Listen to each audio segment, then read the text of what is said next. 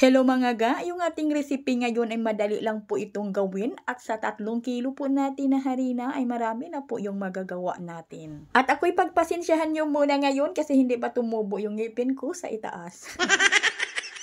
At kahit ganito po tayo ngayon magsalita ay sikapin pa rin natin makapag-voice over, kaya tara na ay umpisahan na po natin. O bago ang lahat, ito po yung importante natin na unahin, yung ating plancha. Banyahan lang po natin to ng margarine or di kaya shortening para dire-diretso na po yung ating paggawa mamaya. So dito meron na po tayo ditong 1 kilo ng first class flour. Mga ga, paano ba natin malalaman kung ano ba to na harina, kung first ba to or third? Itong ating first class flour, pagdakutin po natin at pagkatapos ay ayan po, ay naghihiwalay siya agad. Dito sa gagawin po natin na dough ay paghaluin na po natin yung first class flour at yung third class flour. Kaya magdagdag po tayo dito ng 2 kilo na third class flour. At ito naman yung ating third class na harina na pagdakutin po natin ito ay buo pa rin siya. May na-upload na po ako dito na video about dito pero ay marami pa rin hindi nakakita doon na video kaya marami ding nagtanong kung ano ba. Paano ba malalaman kung ano yung klase na harina? At ayan lang po yung gagawin ninyo mga ga. At ito na yung iba nating mga sangkap sa ating dough ngayon. Dito maglagay tayo ng 130 grams ng powdered milk at 20 grams ng yeast. At 50 grams na baking powder. At 20 grams na rock salt. At haluin lang muna natin ito at gaya ng ginagawa po natin na gumagawa po tayo dito ng parang wheel sa gitna. At dito natin ilagay yung 20 grams natin na rock salt na yung sinukat natin kanina. At 3 cups or 600 grams na light brown sugar. At 2 tablespoon ng vanilla extract at 3/4 cup na margarine. At lagyan lang po natin ito ng 4 1/2 cup ng tubig. Para hindi magaspang yung ating dough ay kailangan na tunawin muna natin yung ating mga dry ingredients bago po natin basain dito yung ating harina. Sa ating tubig mga ga, kasi hindi po tayo magkapareho ng brand ng harina na mga ginagamit po natin at ang kailangan lang po natin dito ng hydration ng ating dough ay mababa lang po. Kailangan po ay hindi masyadong malambot yung timplada natin dito. Kaya yung ating tubig ay tansyahin lang po talaga natin. At pag ganito na kadami na yung ating timplada at medyo mababa yung hydration ng kailangan natin dito ng ating dough ay mahirap po ito imasa ng mano-mano. Kaya ang kailangan dito ay kailangan po na may mga spiral mixer po tayo or di kaya yung dough roller machine. Kaya yung ating dough ngayon ay pinadaan po ito sa dough roller machine at pinutol ko lang po ito ng 36 to 38 grams lang. At mga ga, sa mga susunod pa natin gagawin dito ay tingnan nyo lang po, okay?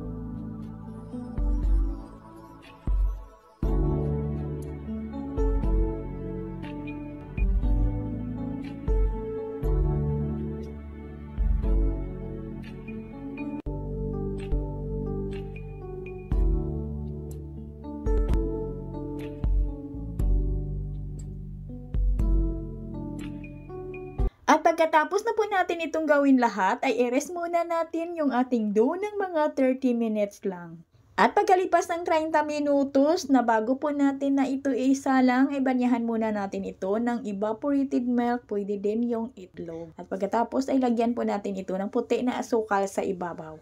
At pagkatapos nito ay agad na po natin itong isalang at kailangan na mainit na po yung ating oven bago po natin ito isalang. At yung init ng ating oven dito ay medyo malakas po yung init. Yung init ko po dito ay nasa 200 degrees Celsius. Lutuin po natin ito sa loob ng 15 to 17 minutes. Yung ating dough na ito or yung ating tinapay na ito ay masarap po itong mga ga. Siksik po ito kasi hindi po natin ito pinaalsa ng masyado. Bali, nires lang po natin ng mga 30 minutes bago po natin sinalang. At ang bintahan po namin dito ay 5 piso lang. At hanggang dito lang po mga ga yung ating video. Maraming salamat at bye-bye.